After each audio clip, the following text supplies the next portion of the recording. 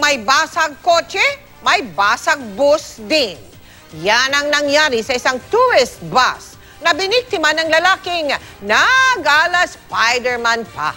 Tinutukan niyan ni Emil Sumangil. Sinipat muna ng suspect kung may tao sa loob ng nakaparadang tourist bus sa Malate, Maynila. At nang makitang wala, sinubok niyang buksan ang pintuan pero hindi ito umubra. Umikot siya sa driver's side at ang bintana naman ang sinubok na buksan, hindi pa rin ito umubra. Umalis saglit ang lalaki at pagbalik niya, dala na niya ang isang malaking tipak ng semento.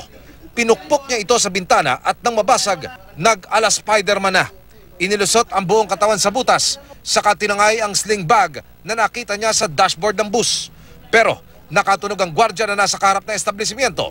Hinabol siya ng gwardya pero hindi na rin siya inabutan. Tukoy na raw ng barangay ang suspect na patuloy pa rin pinaghahanap. Hindi lang ngayon gumawa ng ganitong klaseng pagnanakaw o pagkuha ng gamit na hindi sa kanya. Actually sa record namin may mga insidente siya ng pagkuha ng mga paninda sa mga establishmento na nakapaikot sa barangay.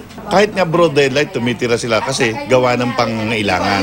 Alam mo ang tao pag nagigipit at may bisyo, ganun ang mangyayari. Nag-report kinalaunan ng driver ng tourist bus, iniwan daw niya ang bus para magkape at sa kanyang pagbalik, limas na ang kagamitan niya.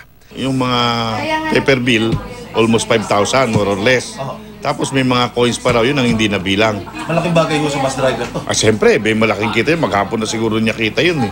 Pinatawag na rin ng barangay ang mga magulang ng suspect pero maging ang mga ito'y suko na rin daw sa kalokohan ng anak. Lumalaban na rin to sa kanyang magulang. Actually halos kasing taas niya lang yung ama niya.